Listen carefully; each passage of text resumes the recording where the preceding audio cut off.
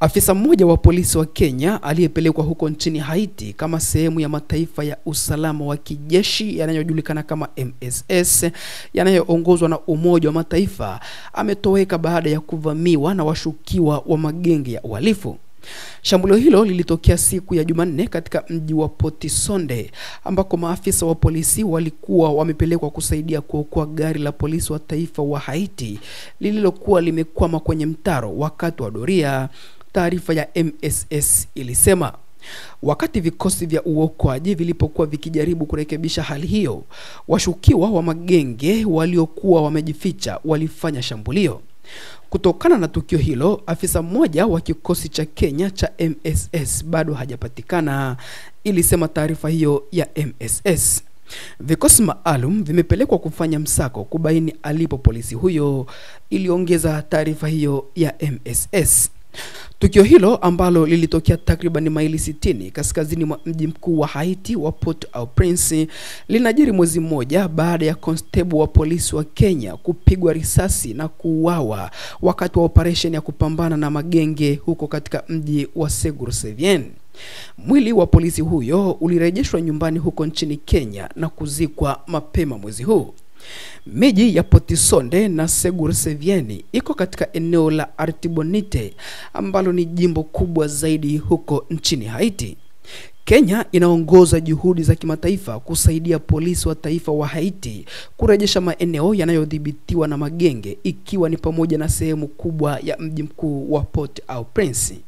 Taifa hilo la Caribbean limekumbwa na miongo kadhaa ya hali ya kisiasa isiyo imara, matetemeko ya ardhi mabaya na ukosefu wa usalama. Tetemeko baya la ardhi lilipiga mji mkuu wa Port-au-Prince mwaka 2010 na kusababisha vifo vya hadi watu 300,000. Hali ya kisiasa ilizidi kuwa mbaya mnamo mwaka 2021 baada ya kuuawa kwa rais wa nchi hiyo Jovenel Moise.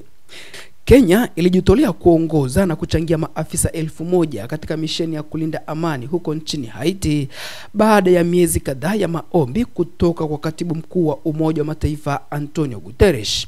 Hata hivyo, misheni hiyo iliendelea licha ya mahakama kuu ya Kenya kuitangaza kuwa kinyume cha katiba. Mnamo Disemba mwaka jana, serikali ya Kenya ilipeleka maafisa 400 nchini Haiti, ikifuatiwa na 200 zaidi mapema mwaka huu. Mwezi uliopita, MSS ilitangaza kuwasili kwa maafisa wa ziada 144 wa Kenya huko katika mji wa Port-au-Prince kusaidia operation hiyo. Mnamo siku ya Jumatano, huduma ya kitaifa ya polisi wa Kenya ilidhibitisha kupokea taarifa kuhusu afisa huyo aliyepotea huko nchini Haiti, ingawa jina lake halijafichuliwa.